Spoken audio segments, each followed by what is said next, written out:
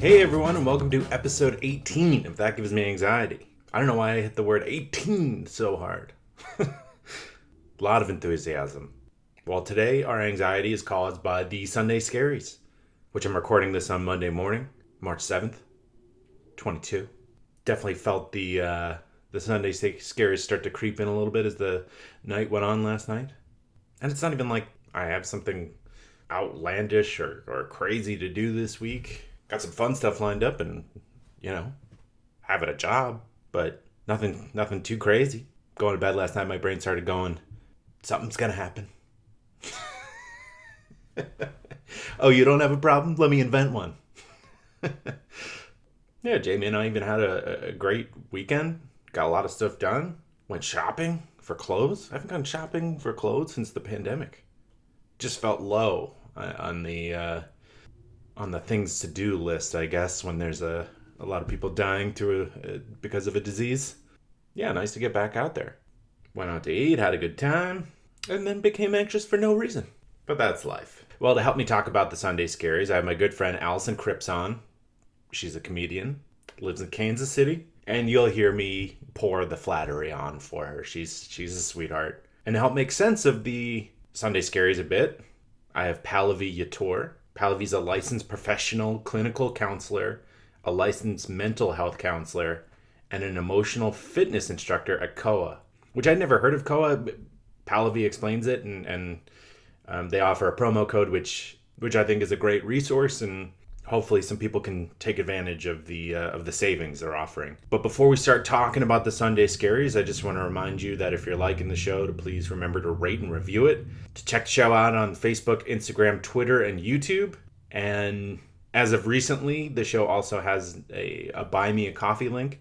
It's just a way for people who are enjoying the show to support my production of this and by buying me a coffee. Any contributions are greatly appreciated.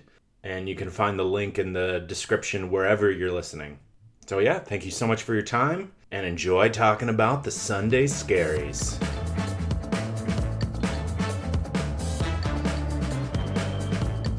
Joining me now on That Gives Me Anxiety is my friend Alyson Cripps, who's a comedian and, as you just described to me, a cheesemonger. Is that what you're saying to me? Yes, currently previous comedian, current cheesemonger, hoping to be comedian again at some point. I love that. That's great. And it just really filling out like the special skills part of the resume. Yeah. Yeah. You need cheese, I got cheese. Yeah. Well, it's so great to see your face. We know each other from the New York City improv and drinking community. Correct. Yeah, those are facts. For listeners, Alyson is incredibly talented improviser, very funny, an absolute sweetheart. So this is going to be a great conversation about the Sunday Scaries. Yeah, and that's just hearing you say that is the only reason I'm here. So I'm out. Have fun talking about anxiety alone. I jump on other people's podcasts for the compliments. Yes. Yep, and then I'm done. Tell me a little bit about your experience with Sunday Scaries. It's one of those things that I feel like I started having kind of panic attacks at a young age and just didn't really know what they were. It was just kind of like a normal thing. And I just was like, I don't know what this is, whatever. And it just wasn't a big deal. And my mom was like, oh, just come sit on my lap. It's fine, whatever.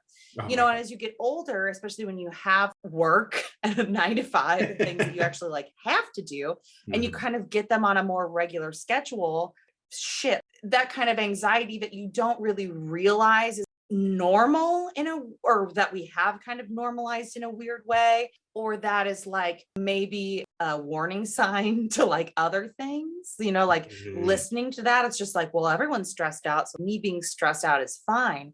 And so I was bartending in New York when I was there for 11 years and being in the service industry and doing all that stuff and just kind of like having a day or two off and realizing that anxiety of like, oh my God, I have to go do this again tomorrow, even to the point where, when you're asleep and you wake up, because like I'm also not a great sleeper, but waking up in the middle of the night, even like when you have been working and being like, going back to bed and being like, I only have 2 hours. I only have 2 hours. I only have 2 hours.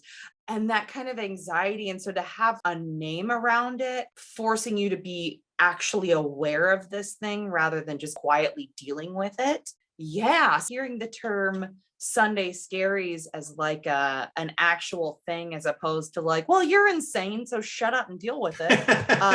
Was like kind of a nice, even though like naming it doesn't necessarily always make it better. Sure, but at least you can start to framing the problem is a nice step. Well, it makes you feel less crazy. Yeah.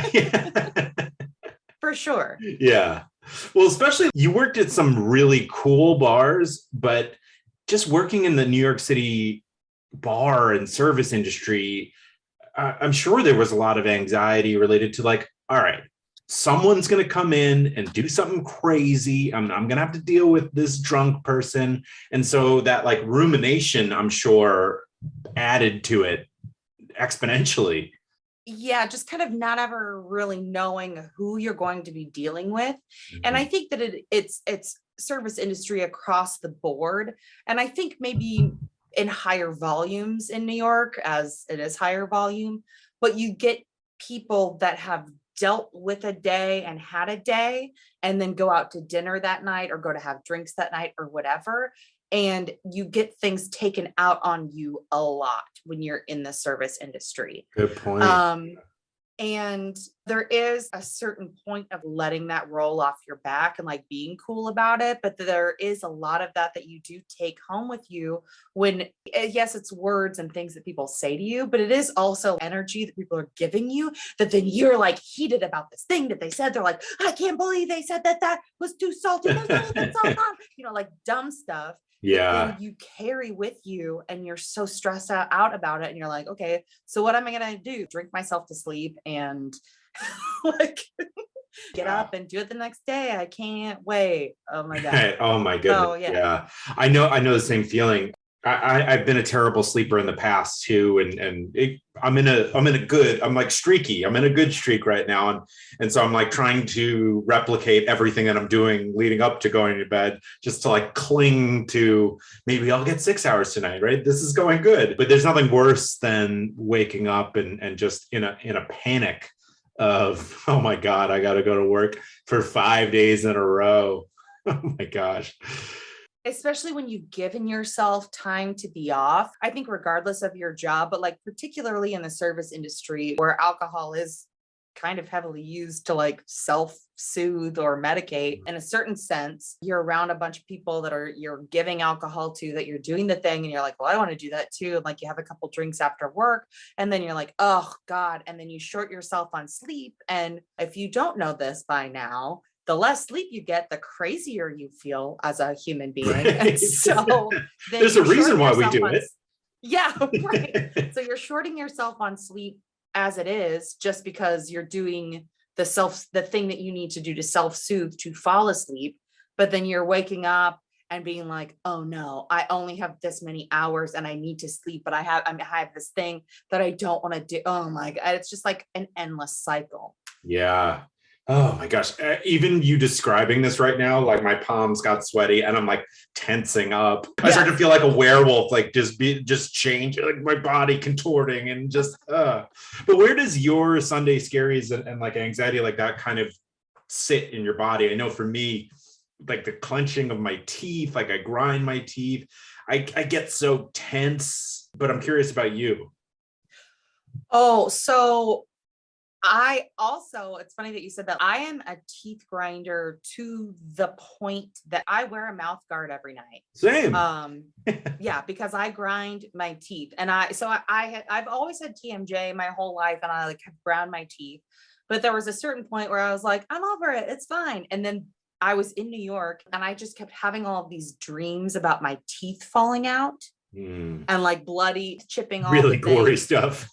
Oh yeah, it was gross. And then I was literally home for like vacation with my family and we were eating French toast and I was like, oh my God. And I went and looked. I had cracked one of my molars all the way down to the root. They tried to cap it and all this stuff, but eventually they just had to remove the tooth because I was clenching my jaw so hard. in my sleep. And it still is like a comfort to me. Like the more we have to wear masks and things, when I walk outside without a mask on, I'm like, oh, I'm forgetting something. And I feel like I should have my mouth guard in because I want to clench my teeth. It's like upper shoulders and my teeth. But it is, that anxiety is like so very much in your body as much as it's a physical response. That is one thing that with my therapist, because I am in therapy, fear and excitement create the same kind of body response. Just nervous energy or like physical response that you have to both of those things. And like how you frame it can either be positive or negative, but it is so easy once you've had that negative response to stress or anxiety or not being able to sleep that it's like kind of hard to like separate the two. I definitely have like absolutely grinding my teeth in my shoulders physical response to it. Oh man, I'm so sorry you're going through all that. That sounds, and I completely understand. I recently started Prozac for my anxiety and depression. First time taking medicine. And it's funny because I'm grinding my teeth less, but I'm biting the front of my lips more. So the back of my lips more. So it's kind of like altered a little bit. It's a fun change from grinding to biting.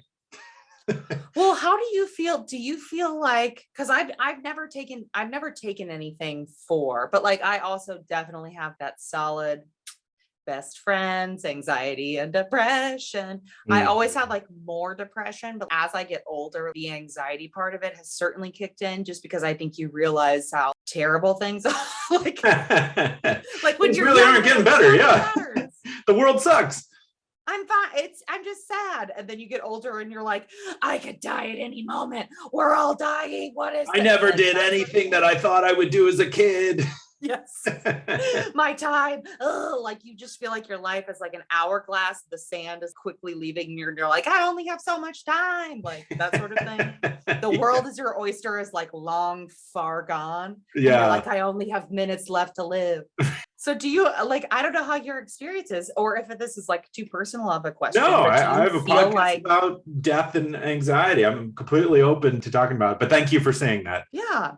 It has helped me a lot. And I've only recently reached the 6 weeks, which is when they say that's you can start to expect that the drug is like taking effect, right? It takes a little while to build into your system. Sure. But it's helped me differentiate when to set off the 5-alarm response. So it used to go off every day for mounting small reasons. And now it's like, okay, no, that's not, let's sit this one out. Right. So right. Like inappropriate. You're like, you know what? This is not actually that big of a deal. Exactly. And what a gift that is. Like, I know I'm able to laugh about it because it's my experience and that's how I like to deal with things. But I can imagine for people who don't. Yeah, I forgot. I lost my train of thought there, but it's been such a blessing to like have that ability back. I feel more myself, which is nice. That's great. Yeah, that's just what I was like. That's why I was like interested, just because like I'm all for. I feel like drugs a lot of times thrown at a problem rather than actually dealing with internally what the issue is. But like at a certain point, it's just like my body is not going to do this on its own. And I need something because it's just it's just not happening. Right. It's just not happening. Right. So that's great. And thank you. Yeah, it was scary because I thought it was going to change my personality, but no, I think it's just made things a little easier on me. And yeah, I agree. I still want to get to the root of what causes these things, and so yeah, not masking it. I don't think that long term will lead to my best and I'm outcome, not saying that. I'm also not saying that you are, but sometimes to like get to the root. Oh yeah, hence the opioid crisis. Yeah. Yeah. Well, one thing I haven't mentioned to the listeners is that I interviewed a therapist named Pallavi Yetur, who focuses or talks a lot about the Sunday Scaries. And I think we're going to go to the first clip where she introduces herself and gives us a good definition of what the Sunday Scaries are. So let me get this straight. In today's day and age, you're supposed to be drinking a ton of water, doing yoga, making sure you and your whole family is happy, strike a good work-life balance, exercise, read books, watch movies, eat healthy meals, be a big part of your community, and get 8 hours of sleep. It's unrealistic. It's too much. Well, that's why there's Instacart to take a little bit off your plate or help put a little bit on your plate. Oh, I'm so sorry. Using Instacart, you search for all your favorite foods and items that you need from the grocery store, fresh produce, all your favorites, everything you want, and they deliver it to you. They go to the store and do your shopping for you. Just remove it from your to-do list, just with a few clicks. And you'll have your items delivered to your door in as fast as an hour. It's pretty quick. And through the link in the episode description, they're offering free delivery on your first order over $35. But you got to make sure you click the link in the description. That tells Instacart that this show sent you and it helps support the show. And you can also take advantage of the free delivery. So yeah, be nice to yourself. Give Instacart a shot. Joining me now on the podcast is Pallavi Yetur, who's a licensed therapist and also an emotional, how did you put it? It's an emotional fitness instructor at a company called Koa. I'm so interested in that, but I'm also so thankful for you being here and your time. Thank you so much. Thank you. I'm so happy to be here. Glad to chat about the Sunday Scaries. Oh my gosh. Yeah, I haven't read too much about the Sunday Scaries. I've certainly dealt with it going as far back as college. And so this is nice to put a little education into my brain and hopefully into the listeners that they can help themselves a bit. So yeah. Mm-hmm. It's nice for people to hear, myself included, that this is like a normal phenomenon that lots of people go through, and it has a name. Yeah, it is.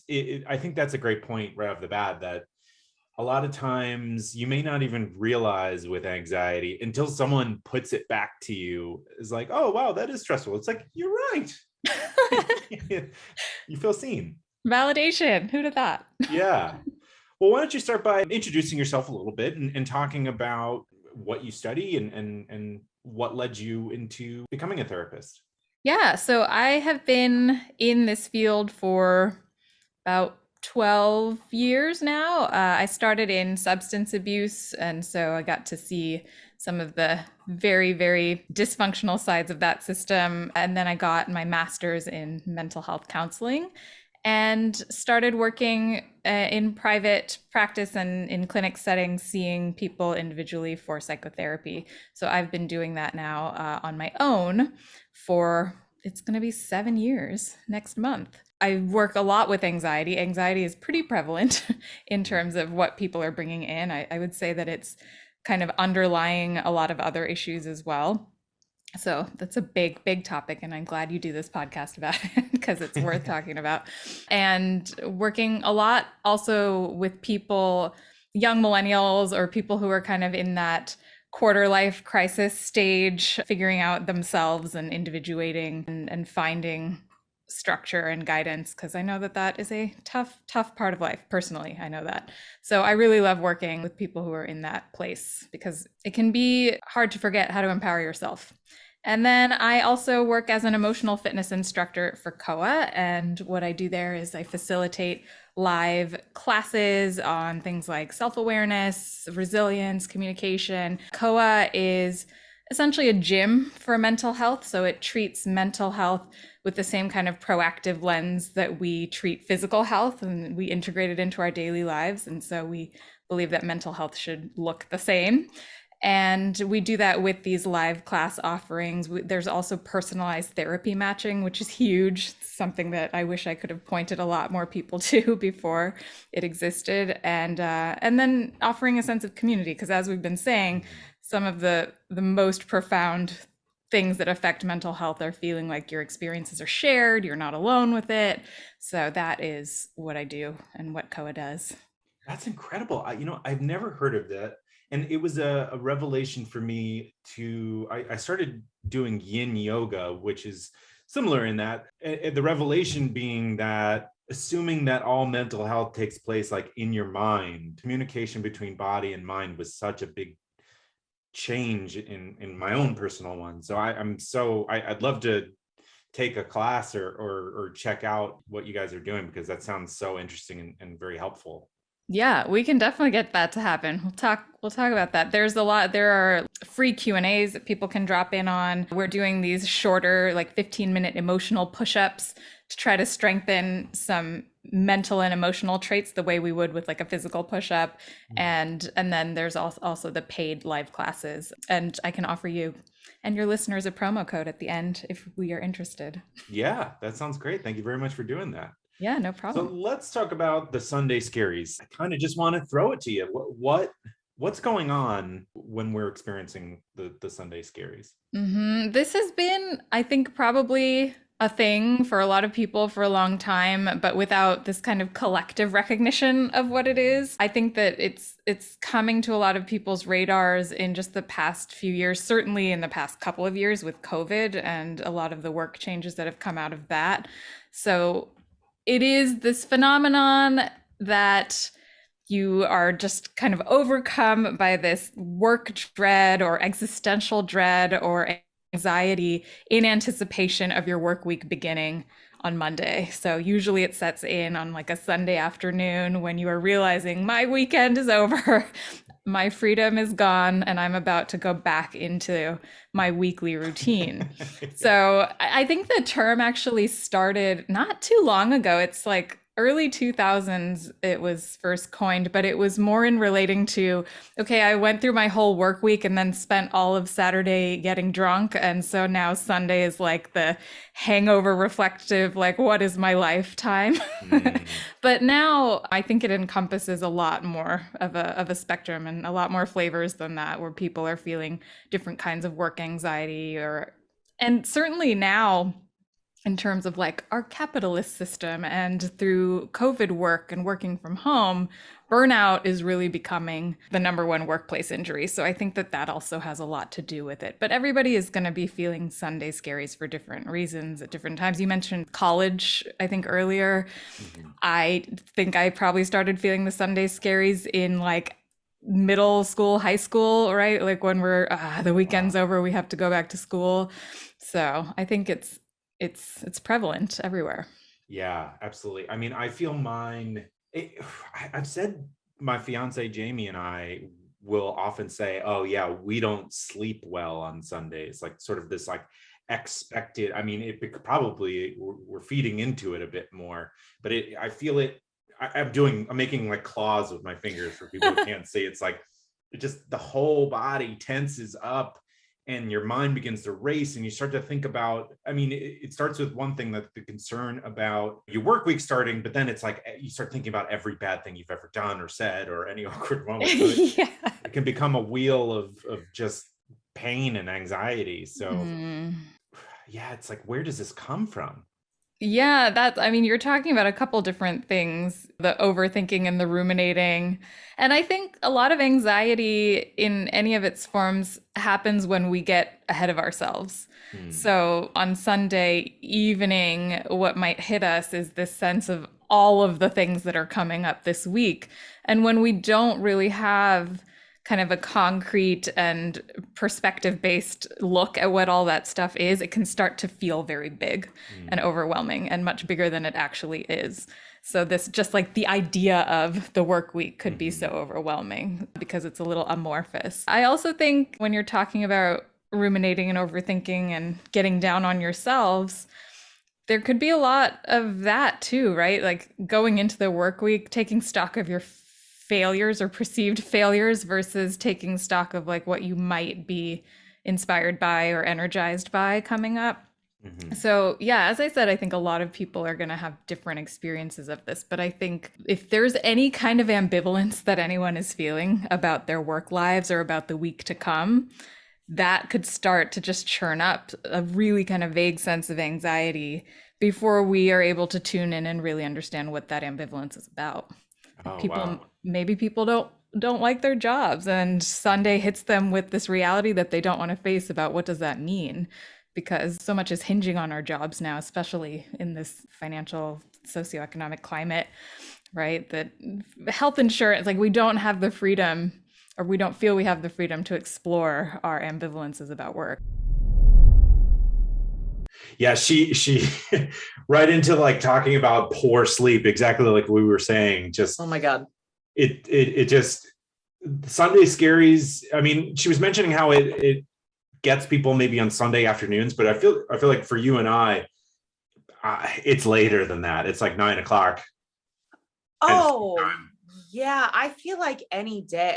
And that's the thing. It's funny that she brings up that it is such a thing that happens in response to what you're doing for work or your anxiety before work and being burnt out. And I think it's Sunday Scaries because you get these 2 precious days off.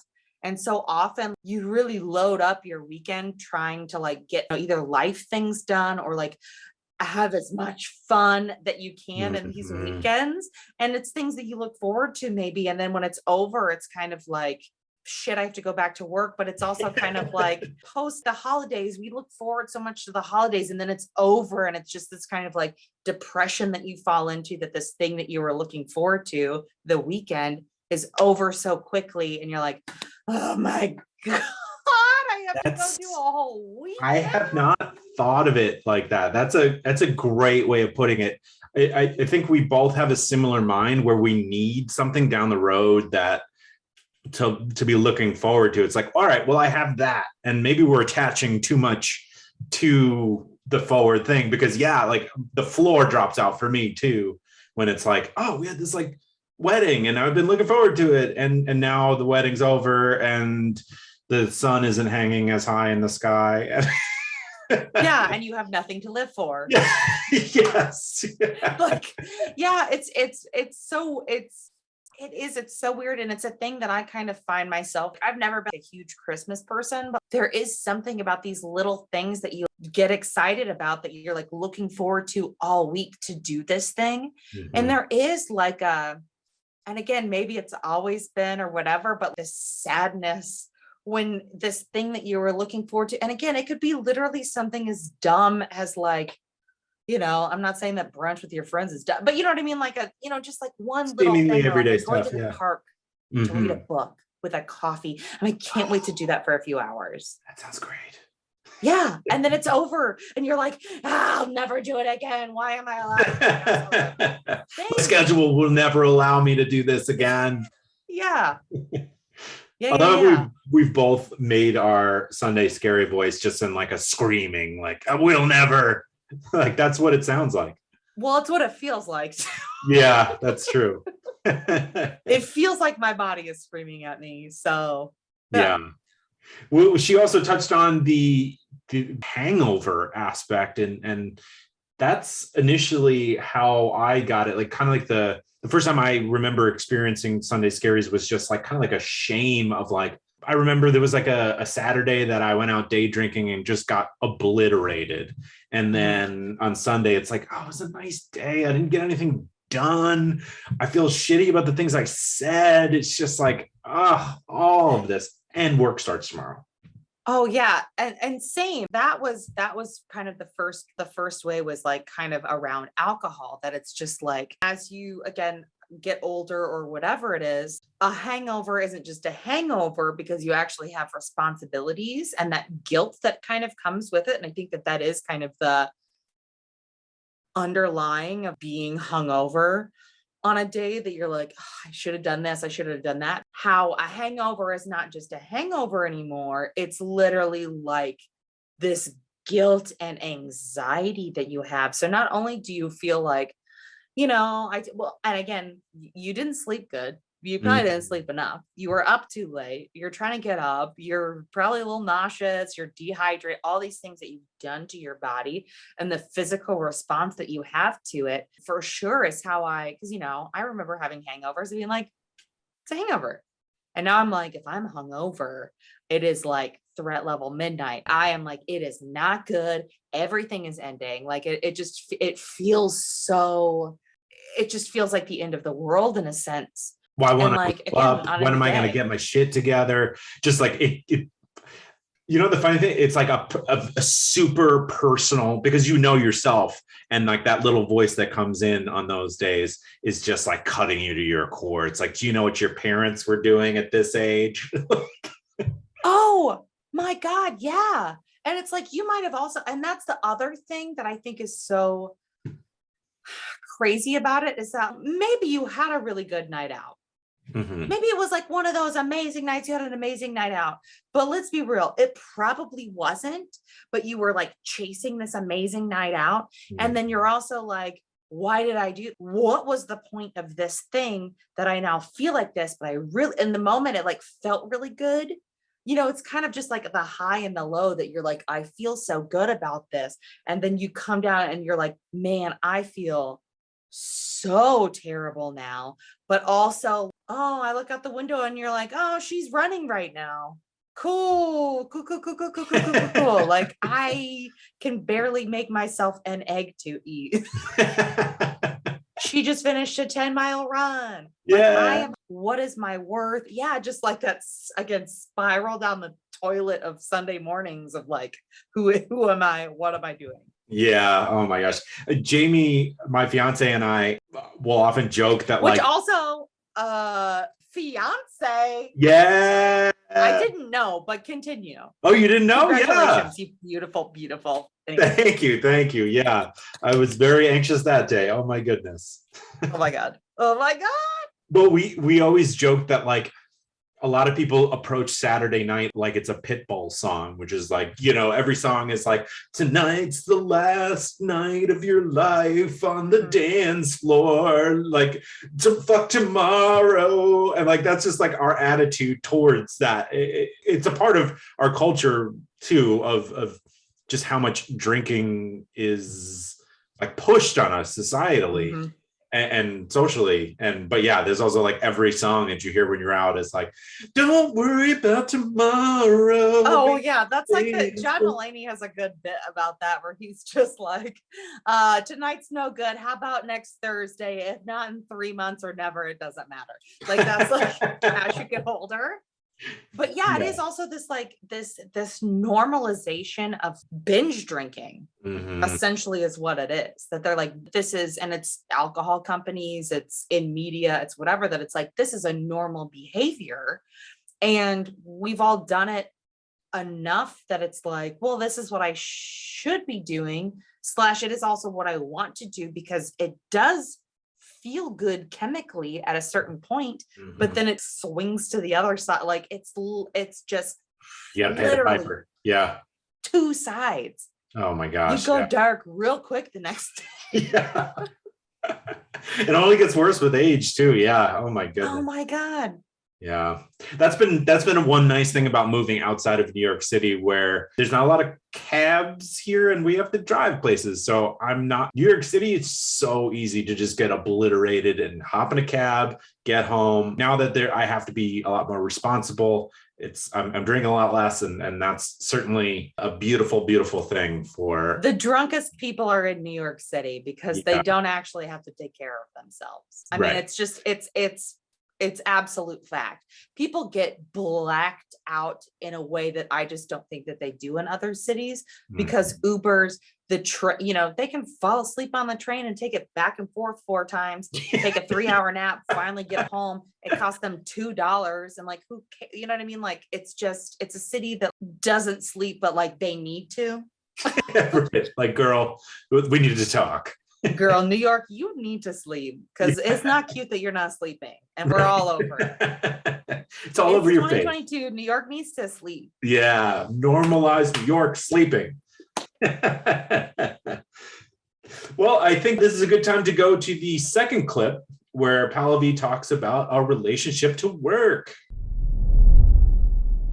I'm not drawing this from anyone, but I feel like an older person from another generation could see the Sunday Scaries as a YOLO generation thing that we've invented. Do you think this is something that's been around for a while and just hasn't had a name, as you said, or is this a product of sort of the modern environment that we find ourselves? I think that it does feel like a newer a newer phenomenon only because I think our relationships to work has changed. Maybe older generations kind of had a different mentality around work. I think certainly the YOLO generations or the millennial generation, because that's the one I'm in. How old did I just sound just saying that? The YOLO generation. I felt it come out of me. I don't know which generation exactly is the YOLO generation, but I understand what you mean. I've had older people refer to my age and younger as the YOLO generation. So maybe it's just that's one hilarious. person. Yeah, it's ridiculous. Yes. I've only heard about people referring to our generation as entitled, which is its own problem. But that's I think related to your question too, because I think a lot of us do feel like we want more from our work lives than maybe our parents got. You know, there was a sort of utility to work, and now we're looking for work in terms of meaning and purpose. And that I think is for the better. That's going to be, again, a thing that energizes us versus drains us. But on top, what that is doing is making us feel, I think, that much more pressure, you know, to find the certain type of achievement or a certain type of status or a certain type of fulfillment that is hard to find. It takes work. It might not always be there. And so I think I hear some of my patients talk about being a little bit in conflict with their work situations because they're not feeling as impassioned by it as they feel they should. And these shoulds can start catching up to us and making us feel like we're not doing enough. The other thing is there's a reality to the way that our economy goes, right? Capitalism has changed and has gotten more capitalistic, you know? So even though the boomer generation and these like workhorse generations up until this point, they did that, I think we are also in the throes of just relentless corporate cultures that are really, really not understanding of workers' rights or of needs, emotional needs. I know that there are a lot of companies that are trying to change that. COA actually works with quite a few companies that are bringing our classes to them. But up until this kind of level of collective self-awareness about people's emotional well-being, that wasn't a priority for a lot of employers. Yeah. I mean, judging from the fact too that I feel like only recently has any semblance of mental health options been offered through a corporate health plan, which is, yeah. And I can speak only personally. I've tried several times to start with a therapist and been unable to find somebody through which is at times when I, to be quite honest, desperately needed to see somebody. Yeah, it's not good. The system is not good. Insurance doesn't make it easy for providers to want to work with them, with the insurance panels. They kind of incentivize therapists to go off of the insurance panels, and then that creates less access for people who need to go through insurance to see a therapist because, of course, you're paying into this, your employer's paying into this. Why shouldn't you use it? So there's a real issue to this system. I know that out-of-network benefits are like the main way that a lot of people are able to see their therapists affordably. And then there is also the limitations. You know, I know some employers offer like EAP programs and like these, here, you can have 8 sessions with somebody. And then it's like, well, then what? So it's a very flawed system in terms of access and affordability. And therapists are also holding a lot of a big load when they work. So we got to get paid. Right. No, absolutely. I can only imagine. I mean, the emotional output of interviewing people for this podcast and for my other podcast, and that's only 30 minutes to an hour. I can only imagine if that's your full-time job, the emotional intelligence and the exhaustion that you must exert.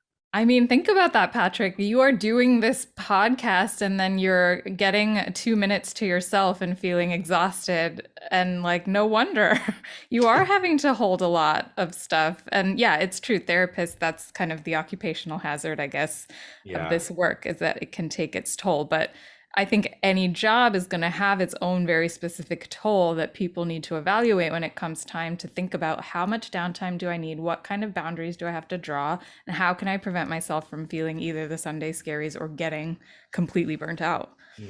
Well, and that makes me think of there's this debate now you hear in the service industry, people can't hire people. But then on the other end, I feel like the story that's less said, and I was listening to The Daily. I don't know if this is something you listen to, but they were interviewing a lot of people who were talking about the mental exhaustion of working in these jobs and how they've taken the time off has allowed them to take stock and they don't want to go back there. Yeah, I know. I'm hearing that too, like employers, like nobody wants to work, and then employees saying, I'm not going back to those conditions. Right. It's not sustainable. I'm realizing that my health suffered and I wasn't getting the breaks that I needed. I wasn't getting the pay that felt commensurate or fair or sustainable. And I'm prioritizing different things in terms of my own life. Mm-hmm. So that is what I mean in terms of, I guess, the capitalist system. How can we make adjustments socially so that a work becomes sustainable for everybody and we can fill the positions that need filling, and we can also make sure that people's mental health is being taken care of, because work is such a huge part of everyone's lives. Mm-hmm. And I think there's been a lot of neglect for self in service of work. Yeah, absolutely. But hopefully these conversations can help raise awareness and help people. At least that's my hope. And of course, your hope as well. Yeah, I mean, that's something I definitely noticed coming out of the pandemic. I mean, this was probably one of the busiest times for me, as you could probably imagine, as a therapist, because people were coming forward and realizing, like, I haven't been okay. And this is maybe the first time that I've allowed myself to really sit and feel that and think about that. And so I'm going to address it. And so I think collectively, because we're all going through this very traumatic thing in different ways on different levels, we're all, I think, sharing more and more in the reality that, like, oh, wow, this is a real issue that we are all in together. There is, no one's really exempt from having mood stuff or anxiety stuff. Like, everybody is somewhere on that spectrum. So I think that has been one thing about the pandemic that I hope changes things moving forward, which is that we've all had to feel what this is like and to really grapple with what it means for our mental health. Yeah, here. Look who we got here. It's our friends at My Software Tutor. Can Excel be my friend? Many people have wondered this for years. The answer is yes, it can. Excel doesn't have to be like the friend that your mom makes you hang out with in elementary school. It's weird. It's always stuff with boogers, right? What's wrong? What's up? Why is that kid always eating boogers? Their house always had the best snacks too. And there he is. Boogers. Well, Excel doesn't have to be like that weird kid. Unless you were that weird kid. Were you? Be honest. You know. I'm not actually asking. I can't hear your response, but you know. And it's okay if you were. Just take it easy with the boogers. Just talking about boogers to get ad read. Don't worry. They didn't write that part. That was an improvisation. My Software Tutor offers 3 levels of real-time Zoom-based courses with a live instructor. They deliver practical, functional business skills in a friendly and supportive environment. It can be daunting, right? You need that supporting environment to learn Excel. There's no stupid questions. It could be really difficult. And as we know, when we talk about it on this podcast all the time, it could be really daunting to learn something new and put yourself out there.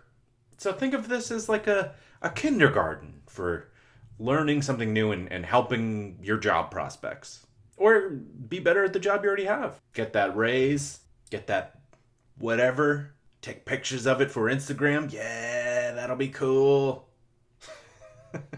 Keeping it as vague as possible so that you can input your own. Just making a mad lib of your own desires. These courses will increase your marketability, whether you're an employee, job seeker, consultant, or contractor.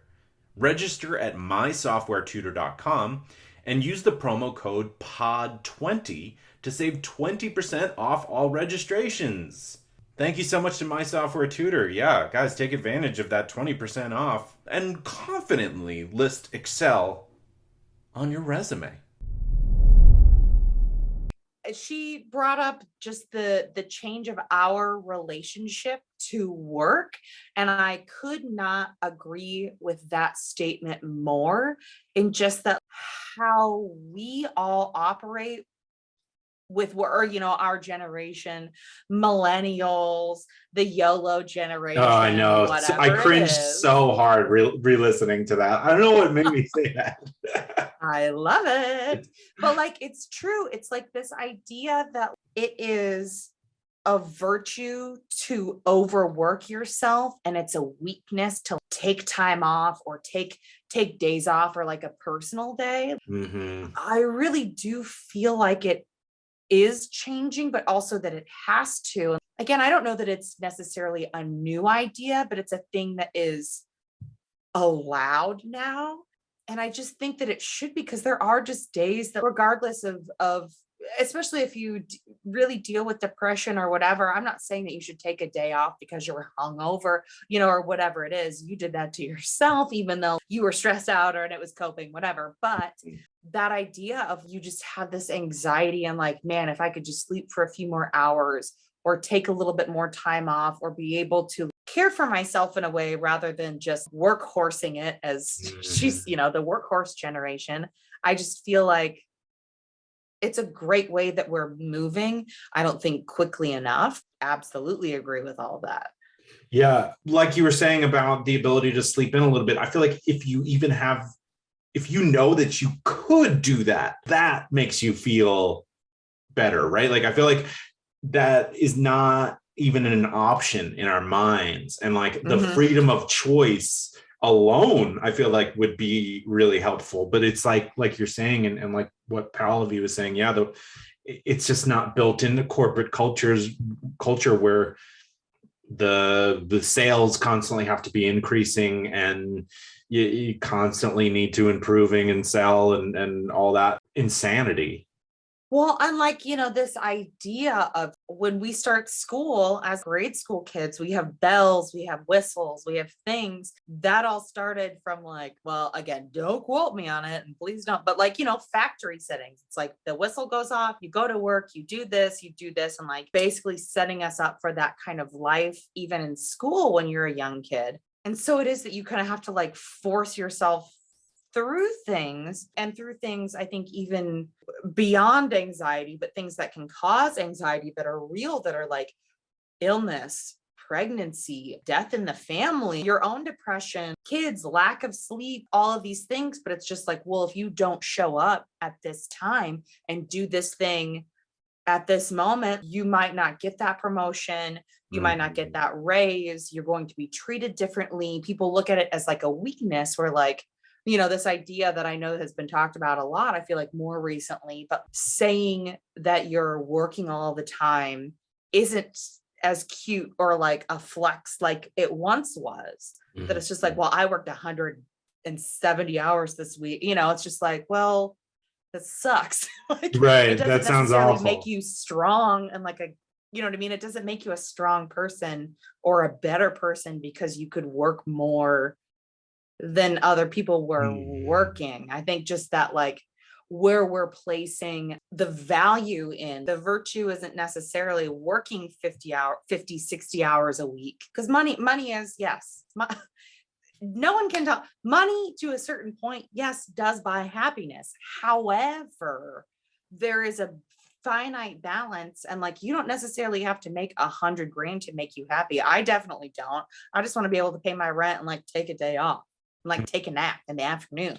Like there's just like a balance between this, and this idea that like you're not successful unless you're making six figures, working all the time, never seeing your family or friends, and then you can go to Mexico for a week. You know what I mean? Yeah. What is that balance? Yeah, I love what you were saying about the change in hearing people brag about the number of hours you're working.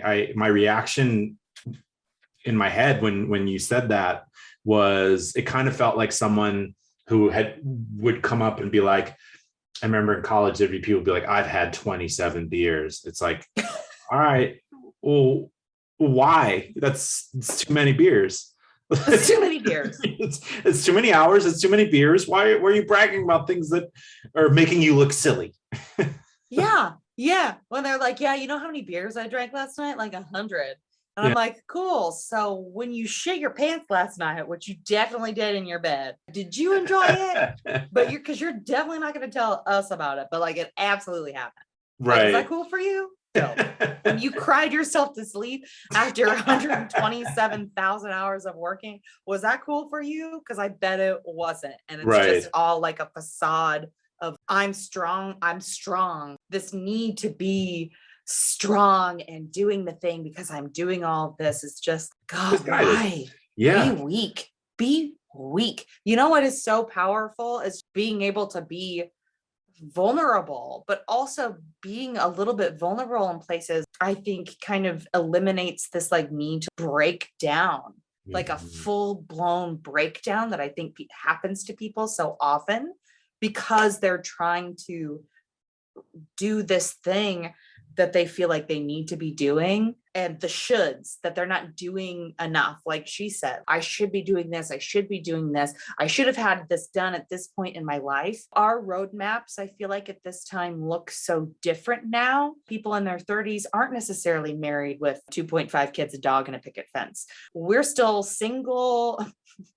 I have a boyfriend and son. I'm not single. For now, but you know what I mean? I have been single up until this year. I'm 35. I don't have those things, but like we've been raised with this specific roadmap of where we are supposed to be right now.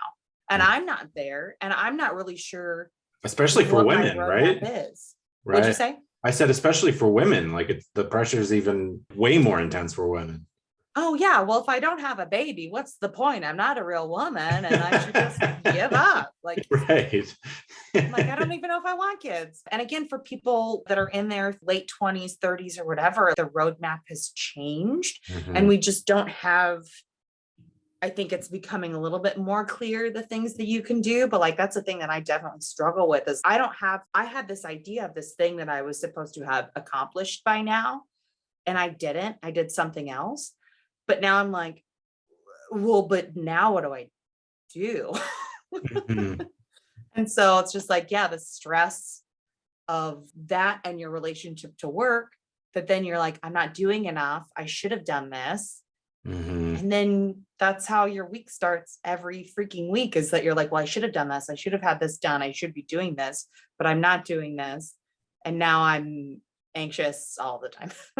I totally understand, right? I mean, as outdated as the life plans that you're talking about are, it kind of gives us like a guide rail to be like, all right, well, I woke up. This is what I should be striving towards. And our generation has kind of broken that mold, and that leads to a lot of anxiety because it's like you're just in this purgatory of like we're sort of reimagining what life could be like, and that's extremely positive for the next fuckers that come, but for us, correct, it's just like we're just walking around being like, I don't know, man, like is football on?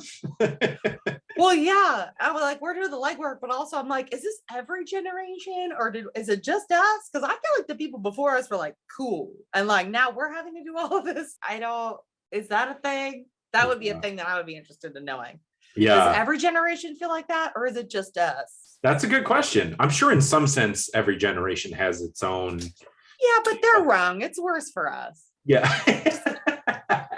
The kids after us, they have it so good. They are lazy or whatever projections that the older generations put on us. We'll make sure that they get it. We'll hand that down. Yeah. I also really resonated with what she was saying about being able to draw boundaries, and the boundaries were already, you know, like you were saying about the school bell going off, the lines were already blurring with work before the pandemic, but now people are working from home. It's just like even today, I was on my work computer for more than 10 hours. It's just like, oh, there's one more thing I could do. It's just, and a lot is expected of you. And then you feel like you can't say no, and you feel like you can't set work aside mentally in order to sleep and refresh and get ready to do it again, because it becomes daunting being like, oh, there's another day. Well, and being in the service industry in New York, I remember when I left New York, I was working at a company of bars, and it was 5 different bars.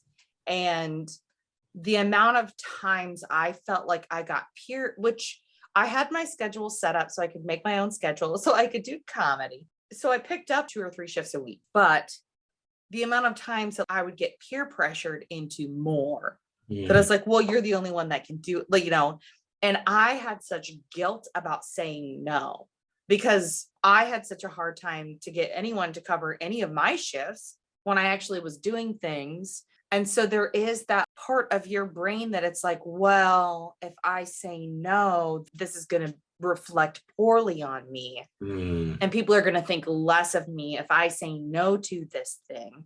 Whereas if you set the boundary, because people are like, well, I don't even ask that person to cover shifts because they don't.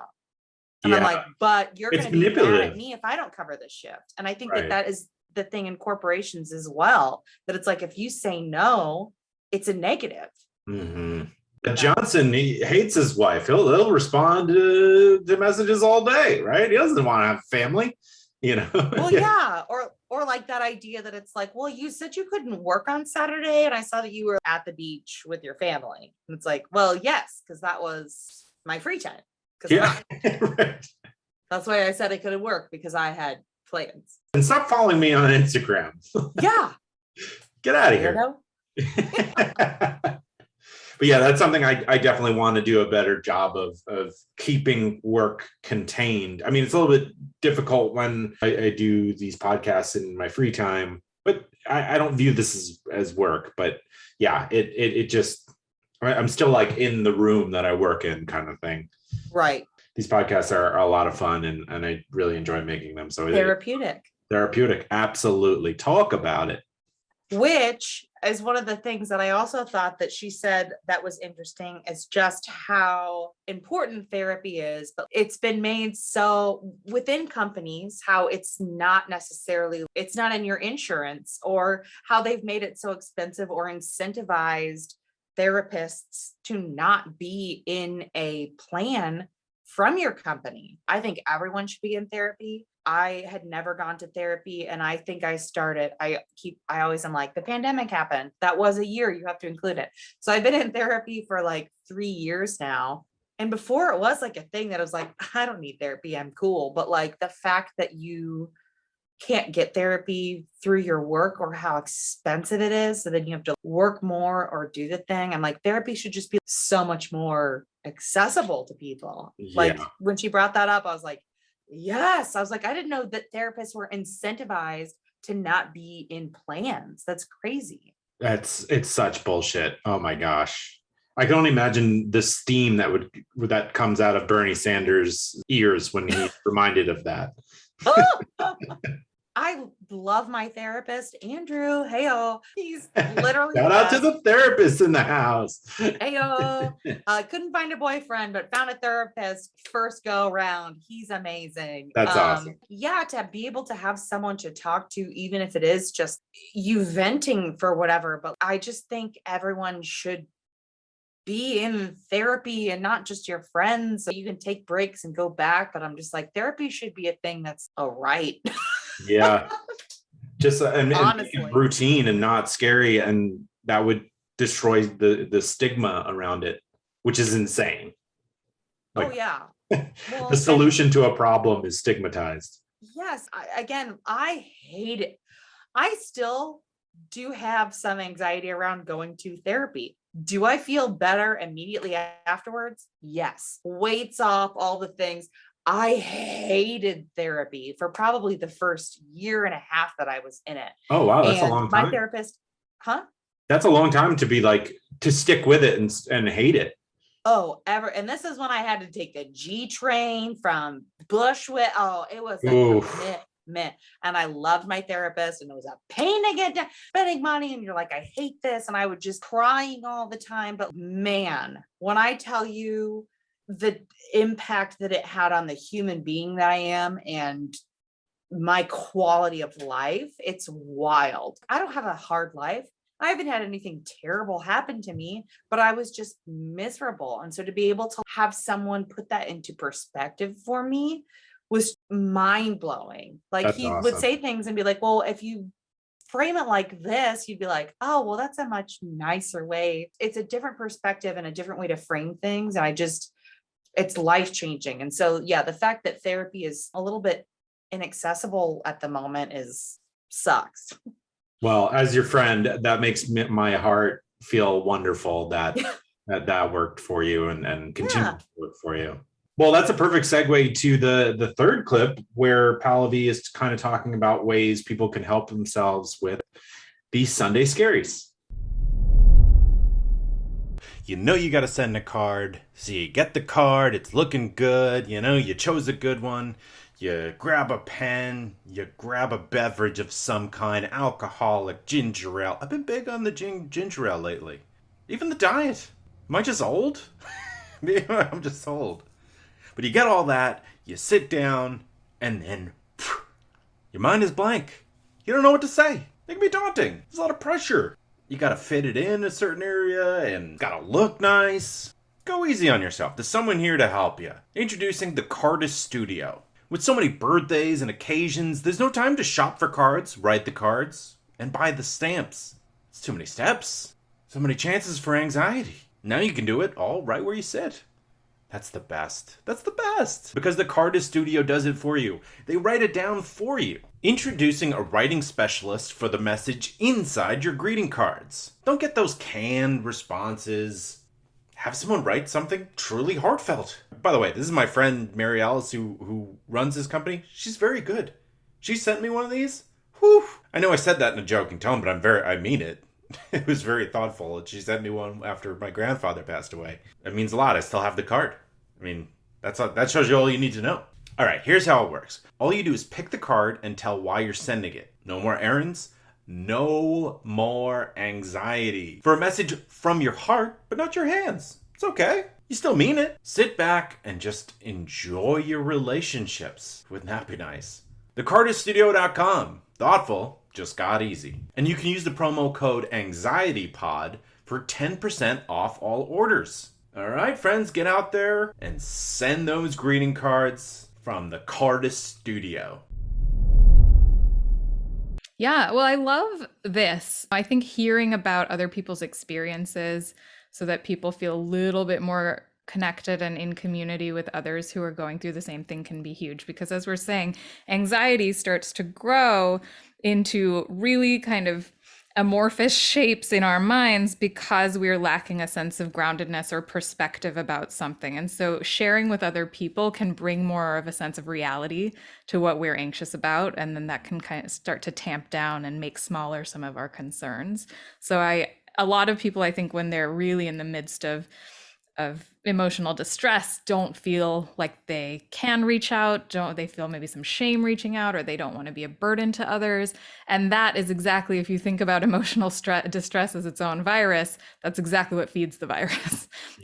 Is isolating yourself that way. So I would really, really encourage people to try to connect to others during a time that they feel really in the midst of this stuff, because having a relationship around it and being less alone with it is going to be very therapeutic. Yeah. I mean, and oftentimes when I'm at my most anxious, it's also paired with its best friend, depression. Yes. So, which makes me just want to pull a blanket over my head and hide from the world, which I guess you have to listen to yourself, but also reaching out you're never a burden. I always think of it like, it's easy to think of it now, but when I'm in that moment, what I was going to say is, if someone comes to me and is expressing something like that, I'm not going to laugh at them. I'm not going to push them away. And so just trying to remember that in when you're at your lows. Right. We're so much better at being nicer and understanding of others than ourselves. Yeah.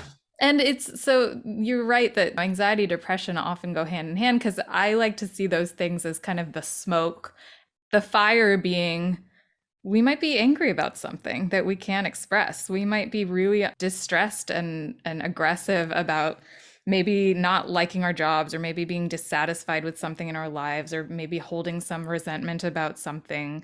And then without the way to really constructively express that by either setting a boundary or making different choices for ourselves, then we get stuck in these cycles of helplessness and powerlessness, that's anxiety and depression. Right. So it does, I think, keep answering your question around advice, I think that there has to be a lot of deep digging and trial and error about what is working for you and what is not. You know, if you look at your week, what is the thing concretely that you might actually be dreading? and why? And is there something you can do to prepare for that thing? Or is there some way that you can get that thing off your plate? Or is there some way that you can be kind to yourself through this thing so you can get to the other side of it? Whether it's a task or a presentation or a meeting or having a fight with somebody, like something might be looming that is difficult to pinpoint. And so we have to do the work of really getting self-aware about those things. So you think taking the approach of steering into it a little bit and sort of facing it as opposed to kind of pushing it to the side of your mind. 100%. So as soon as that feeling sets in for me, which right now it's what, like the Thursday before New Year's, and I know that the work week is starting on Monday, I'm feeling like, oh my God, I don't think that I am ready to start work in full force again after having gotten this rest, which is telling me, okay, I might need to build in more rest time. So the pace that I was going at up until this point might not be sustainable. And you know what? Maybe 6 months, a year from now, that pace might be okay.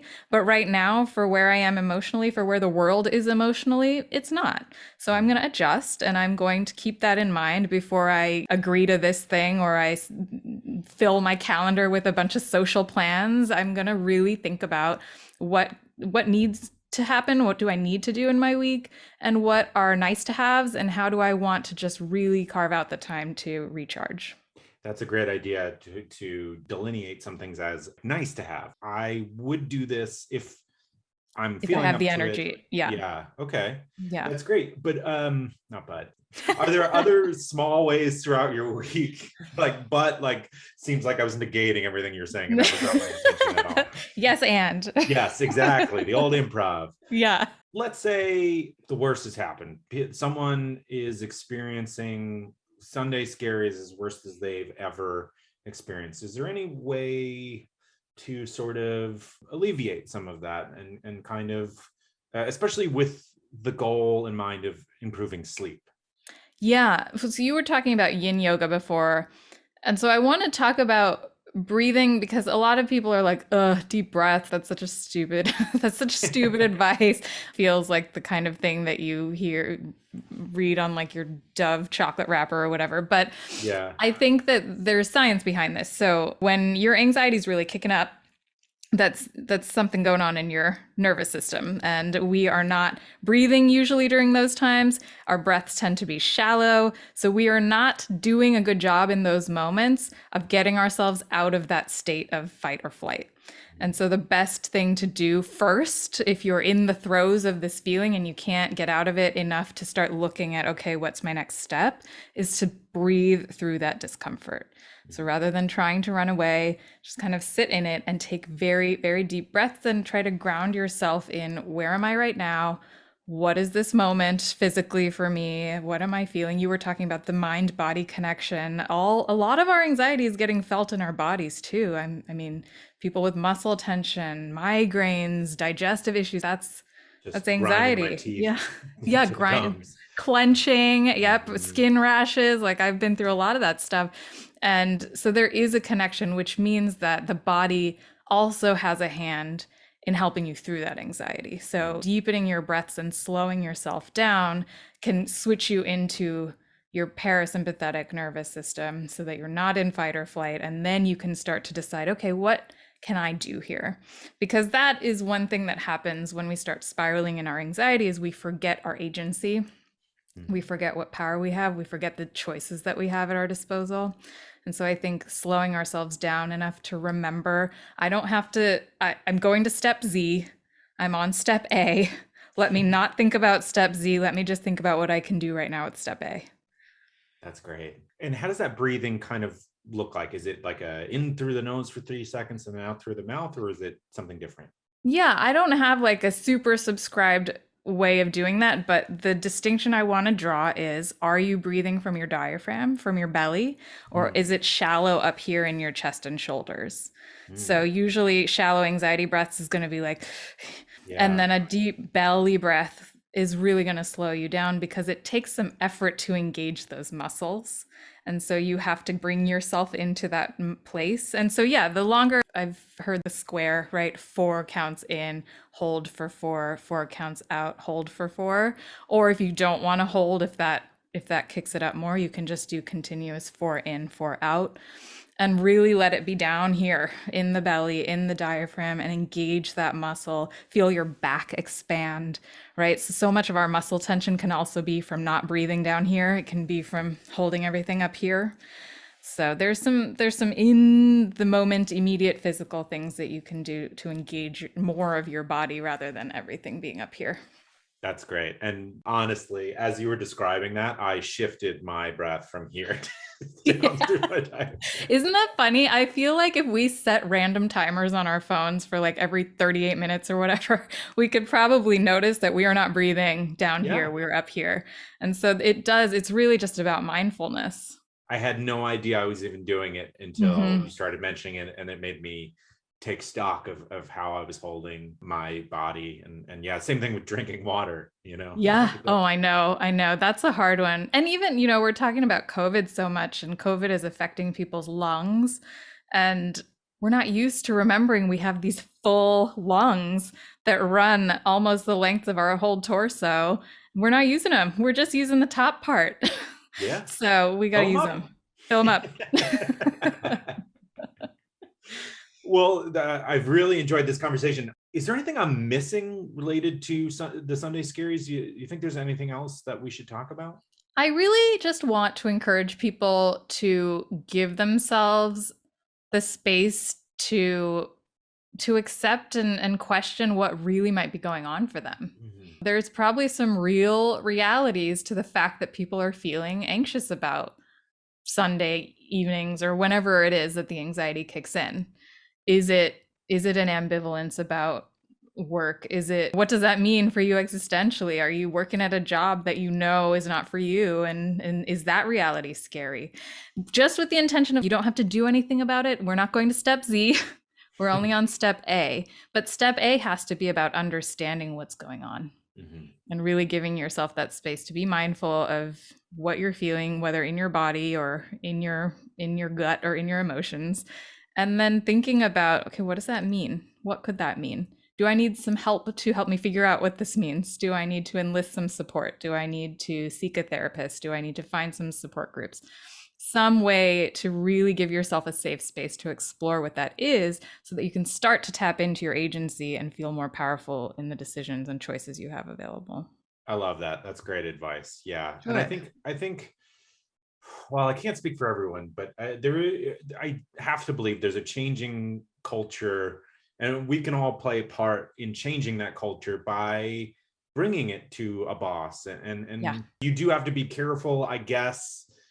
Not everyone is going to be receptive, but my hope is that eventually these conversations do lead to that. I know in my own experience, I have brought mental health issues to my boss and found him to be surprisingly open, and it was really great to have that conversation. So I think going for it is probably good advice. I agree. And boundary setting conversations are difficult because I think people feel like they need to be amenable to everything. They need to be agreeable. Otherwise, people won't like them, or people will think they're not good at their jobs, or they're not, they're expendable. So all of those fears have to be challenged, because that's what I was talking about before, is the pressure that we're putting on ourselves to be something. So the boundary setting conversations are going to be really, really important. And you were making a great point that employers who care about their employees' well-being are going to hear that, because that also affects productivity, right? That's not going to be good for them either.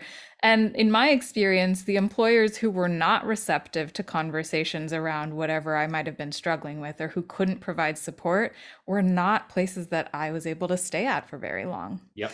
And so that is, once you are trying to have boundary setting conversations, something scary but kind of amazing happens, which is that you might find that you are getting all the signs that you have to let go of something that isn't working for you, which I think is why a lot of people don't want to have those conversations, because that's scary.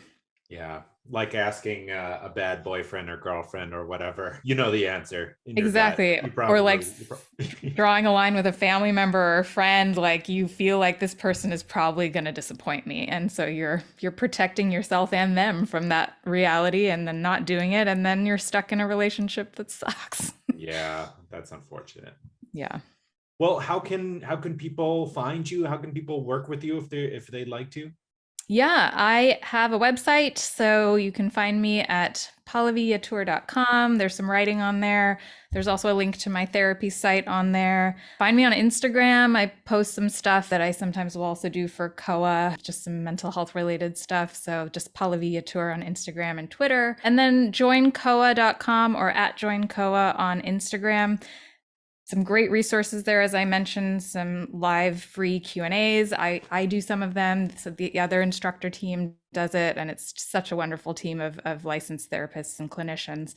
So really, really good information there. So keep a lookout for those. And COA is offering your listeners 25% off of our class series. Use the promo code anxiety if you are interested in signing up for any of COA's classes. They offer 8-week series to go through the 7 traits of emotional fitness, where you're with one group for the whole 8 weeks. There's also shorter like class packs of 2 or 3 classes. Each class is about 75, 80 minutes, and you are just with a group of people talking about a mental health or emotional concept and really working through it with your own examples. So I really like it. I think it's a great way to seek additional support outside of therapy, and to really, for people who haven't been in therapy yet, like get your feet wet in terms of doing some of this work.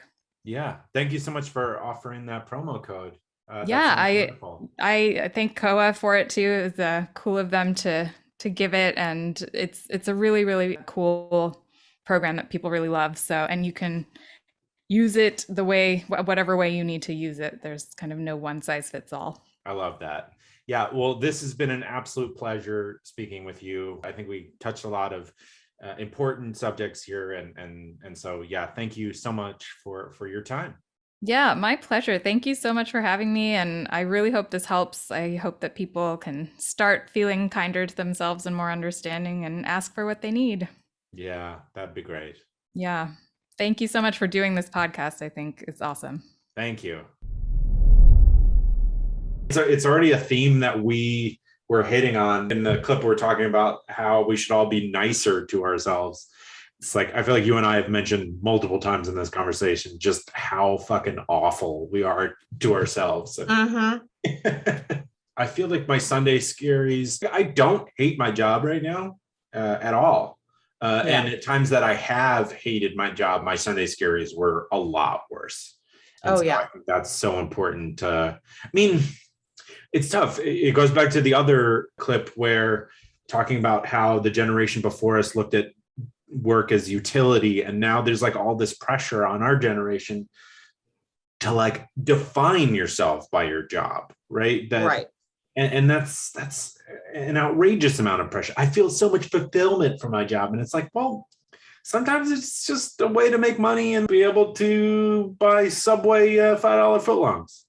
Well, yeah, like this, as much as you should show up and do things and care about your job because you're making money, there is something that's also, well, when you're not here, you should also be working in a weird sense. When I first moved to Kansas City, I had this weird, I got hired in a marketing job. That I was super excited about. So I was like, marketing, I'm getting out of, it's all the things, it's going to be great. It was hot garbage. It was selling AT&T plans at Sam's Club in places around Kansas City. And so you had to go to a morning meeting every morning from 7 to 8 a.m. And you had to be there every day, even if it was your day off, Monday through Friday. So if your 2 days off were like Wednesday, Thursday, you still had to be there for the morning meeting. And then you would still work on Friday, Saturday, and Sunday. And then you would go be at a Sam's Club trying to sell people AT&T cell phone plans. Maybe I should just say cell phone plans, but also cell phone plans to people that are like coming in to like buy groceries and feed their family. And it would be like, so you're scheduled till 3. And if you didn't sign up enough people, you'd be like, okay, well, it's 3, I'm done. They'd be like, okay, well, I guess if you feel like you did enough for the day. No. It was one of those that like, if you clocked out at the time that you were scheduled till, it was like, well, clearly you don't care. Cause like you left. Fuck those 3, people. And you were scheduled till 3. And it was a nightmare. nightmare. And the morning meetings were literally about nothing. You would practice pitch people that was like hot garbage. And oh my God, it was the worst. And I was like, I knew it was going to be drinking Kool-Aid, but I did it for like 3 weeks. And I was like, oh, I'm so hard out of this. Good for It you for was getting the out of there. worst. Oh, just like the pieces of flair guy from the movie Office Space. You want to express yourself, right? You're doing the bare minimum. Oh yeah. Oh my God, it was the worst. But and I see those people in the stores because they have them at like Target and like Costco too now. And they're always like, hey, can I talk to you about your? And I'm like, no. And I'm so sorry that you're doing this. Have a good day. Thank you for being here. But like, oh man. Yeah. Get out if you can. Get out. But also Save quitting, yourself. quitting a job can be tough. It's like you still need to pay your rent. And some people will put up with bullshit like that just because the fear of like, I mean, looking for a job sucks. Well, yeah, that's like the service industry concept of golden handcuffs. It's just like, but I make so much money and I have so much flexibility. I can't leave. Mm-hmm. You're like, for what? All these terrible habits I've picked up?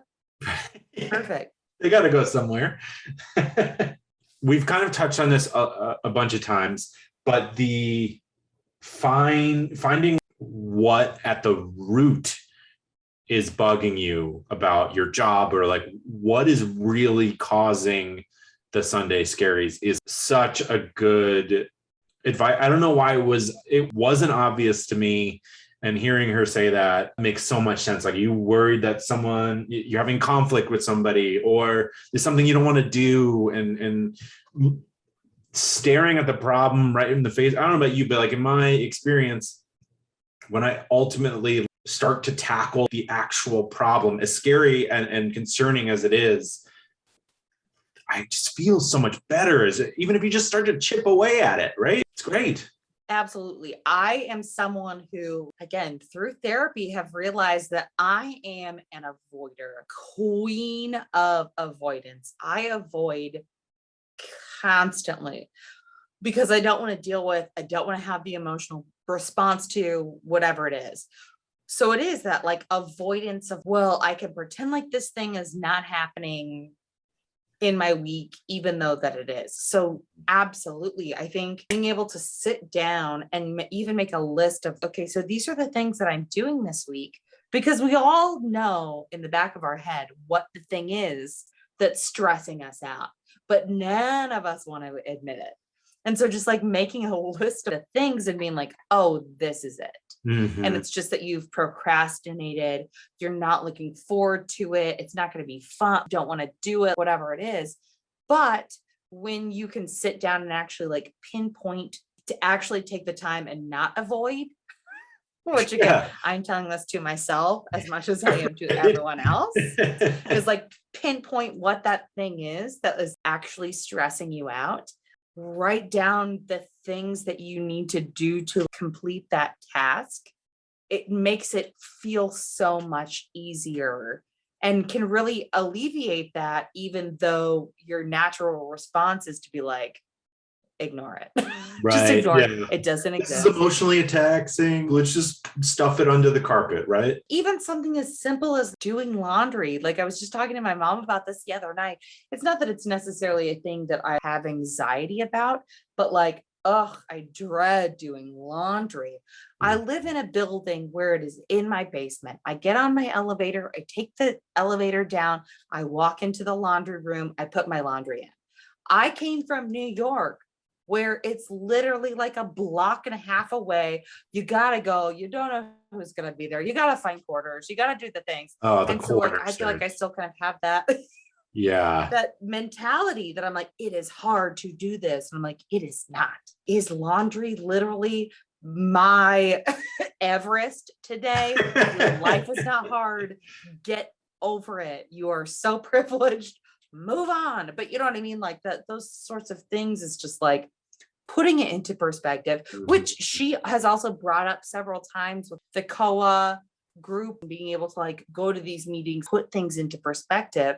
And I think that is so important with anxiety and the things, is being able to ground yourself in the thing and make it relatable to yourself and be able to deal with it in a way that's like, it's not this big bad monster. It's like a real life normal thing, and it's okay. Right. And you're going to be able to handle it, and everything's going to be okay. I really like what you said about writing things down. I've started doing that over the last couple of years. It's incredibly life-changing to just write something down, and it's just like you're just pulling something harmful or just something you need to remember, and like there it is, and then it doesn't just rattle around my brain constantly. Like it allows my brain to just be like, all right, yeah, it's there, good, now I can relax. It's definitely something I recommend to people. Oh my God, I am the queen of lists and post-its. Have a thing by your bed, have a whatever, because I'm like, I'm such a terrible sleeper. Having a notepad by your bed that you can just like write a thing down, do the thing, whatever, but also taking a minute to like plan out your day, even just to be like, oh, I need to remember to do this. Or like I stick post-its, I'm like gesturing over to my door. I stick post-its on my door that's like, you need to do this and this and this today, or like this week, or like whatever it is, to like break it down. It's like, you need to do it this week, even if it's something as simple as like taxes. Like I got all my W-2s this week, and I was like, get taxes done. Knock it out. Got it in an envelope. Now my next post-it is post office, but I got it done. You got to do the things, and like just breaking it down and making it a little bit simpler, but also being easier and kinder on yourself. And yeah, it might feel like a lot, and that is okay. And you're not dumb for feeling like getting to the post office with all of your tax information is a lot. It's fine. You're well within your right to feel like it's a lot, and then just do it. Right. Just get it done. It's okay. It feels like a lot to do laundry. That's fine. Yeah. Just make a list, power through it, and then celebrate yourself that you did it. You did it. You won. Right. If it feels like a lot, do it, and then celebrate yourself that you actually did it. Don't get hammered, but like, because that's going to make the Sunday Scaries worse. You're going to and just keep in mind, like, kind to yourself, celebrate the little victories. I love that. That's great advice. And the post office has bullshit hours. Talk about setting boundaries. What are they open? 9:30 to 4:30? Get out of here. They also, you know what? I mean, listen, less in the Midwest, but I was like, depending on the post office you go to, cranky as hell. I'm like, can we give our postal workers a raise? Come on. Who doing it? We're paying taxes. Yeah. Come on, figure it out. The post office workers here are so much nicer than they were in New York. They're way nicer here too. Yeah. The ones in New York have seen some shit. My mom literally takes cookies to her post office and to that she goes to. That's in New York, I think they would have. Oh yeah, in New York. Oh, what a nightmare. Yeah. What a nightmare. Granted, I can only imagine what they've been through, and they weren't getting therapy paid for, which they should have been through their work. So I get it. Basically, what I've taken from this conversation is that New York has traumatized us. And because every single thing you do is so much harder there than it needs to be. I mean, it really is. Yeah. Well, the last thing I want to bring up is, so Pallavi and I talked about the worst case scenario, and you mentioned that you have a lot of, or used to have a lot of panic attacks. Did breath work help you downregulate, or what worked for you?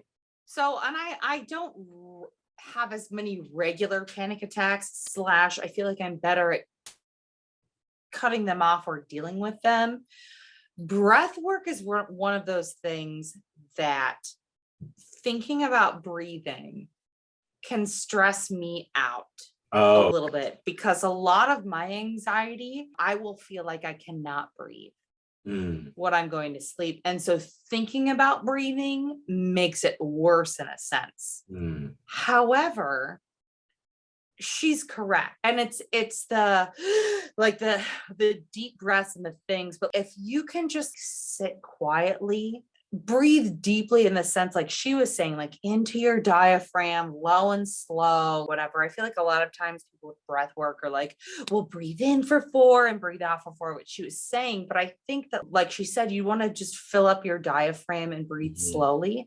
And it is true. Like it really does reset your whole thing. Cause like yoga is another outlet that I use that like really relaxes me. And it is, and like breathing does help. It is a thing that can stress me out. I always find if I'm having a panic attack, trying to change my location, even if I'm in my home, if I'm in my bed and I'm having a panic attack, moving to my living room, if I'm reading a book or like on my phone, like, and then doing something else, take my mind off of it, clean my whatever.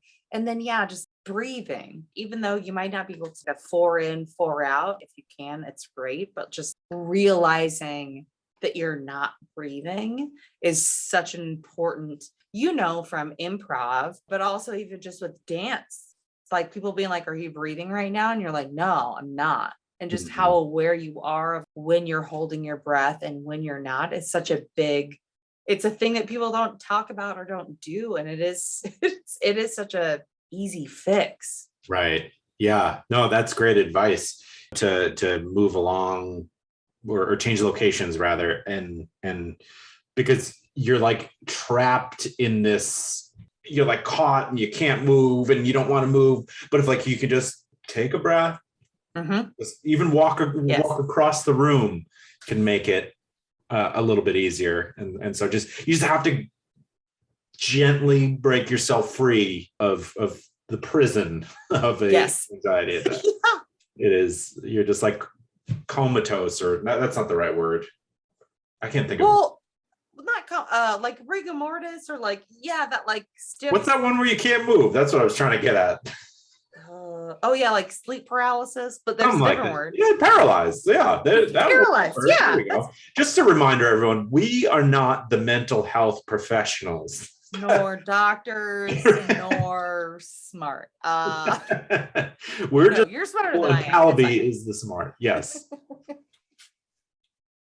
Well, Alyson, this has been so much fun catching up with you and talking about some very deep and real stuff, and also some laughs. Do you want to mention your social media, or where can people get a hold of you?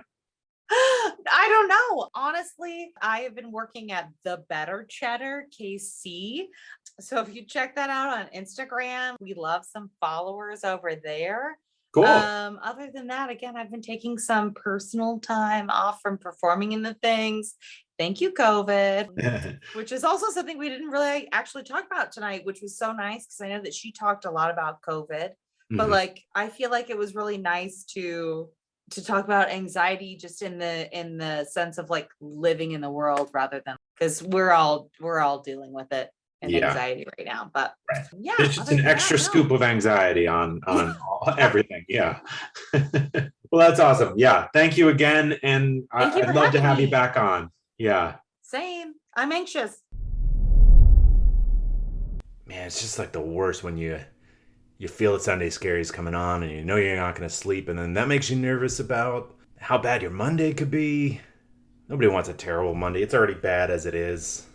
But yeah, I think there was a lot of good practical advice in this episode that can help us manage it a little bit better and remove that added anxiety, because who needs more anxiety? Well, thank you so much to Alyson and Pallavi. Don't forget about the promo code that Koa is offering for listeners. It's anxiety for 25% off. I also want to mention the Buy Me a Coffee link that helps support me as I produce this show. Any contributions are greatly, greatly appreciated. Then there's Instacart, which the link is also in the description wherever you're listening. By going through it that way, it tells them that this show sent you, which also helps support the show. My software tutor, which you can use the promo code POD20 for 20% off. The Cardist Studio, which has a promo code AnxietyPod for 10% off. And I'll definitely include Pallavi's website in the description as well if you want to chat with her or see her professionally. You can definitely set that up. Also, I'd like to mention my other podcast, Death Space Filling the Void, show about psychology, grief, kind of the human experience. Just all the things that we don't really like talking about, but we should, because it's certainly helpful to shine a light on difficult aspects of our lives. Well, all right. Thank you so much for listening. It's Thursday when you're going to be listening to this, so hopefully you can immediately put some of these things in place so that your Sunday scaries don't get you too bad this Sunday and going forward. Well, that's what I hope. Thank you so much for listening. Have a great week. No Sunday scaries. I'll talk to you on Thursday.